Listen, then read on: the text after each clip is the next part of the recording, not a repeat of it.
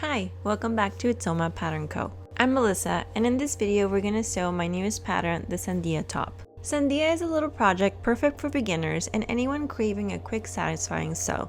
With only 2 pattern pieces and minimal fabric required, this top is as fun to make as it is to wear.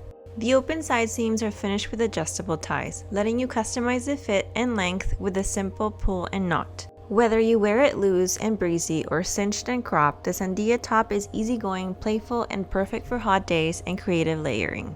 This pattern is ideal for lightweight woven fabrics such as cotton lawn, linen blends, viscose, and anything that's light and airy with lots of drape.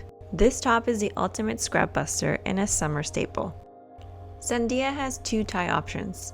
View A has open side seams, and View V has closed side seams, both with adjustable ties. Aside from your matching thread, you'll also need bias tape, and this is optional if you don't want to make your own. For fabric requirements and the size chart, please refer to the instructions manual that comes with your pattern. Once you've selected your fabric, washed it, and dried it, now it's time to cut it out.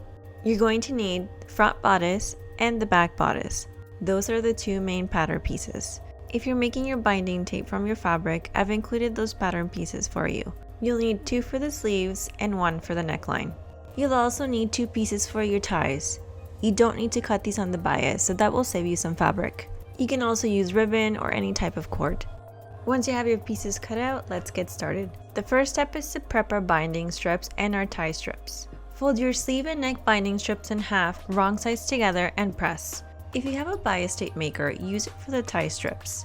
If not, fold the strips in half, wrong sides together, and press. Open them up and fold in the edges to meet the press line that you just made. Press and then fold the strip in half again. Your raw edges should be enclosed in the middle.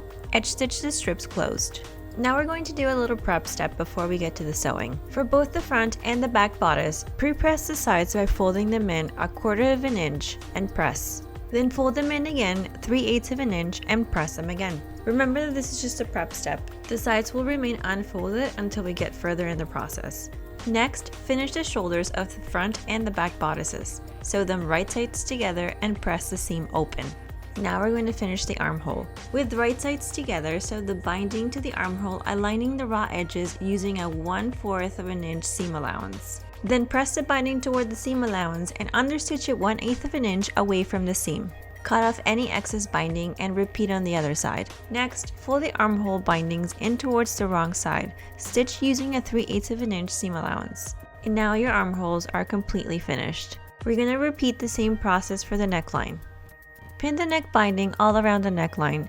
Overlap the ends by 3/8 of an inch. You will likely have more left over, just trim it. Unfold the ends of the binding and sew them with right sides together using a 3/8 of an inch seam allowance. Now the tape is one continuous piece. Finger press the seam open and fold the tape in half again. Just as we did with the armholes, sew the binding using a 1/4 of an inch seam allowance. Press the binding towards the seam allowance and understitch it 1/8 of an inch away from the seam. Now fold it in towards the wrong side and stitch it using a 3/8 of an inch seam allowance. I actually like my bias tape seam to end up at the front. That way when I see my top on a hanger, the back looks nice and clean. Moving on to the hem, fold in the bottom 3/8 of an inch and press. Fold it in again 3/8 of an inch and edge stitch it in place. Remember that the front and the back bodices are not joined together at this point. This is where you decide if you're going to make view A or view B.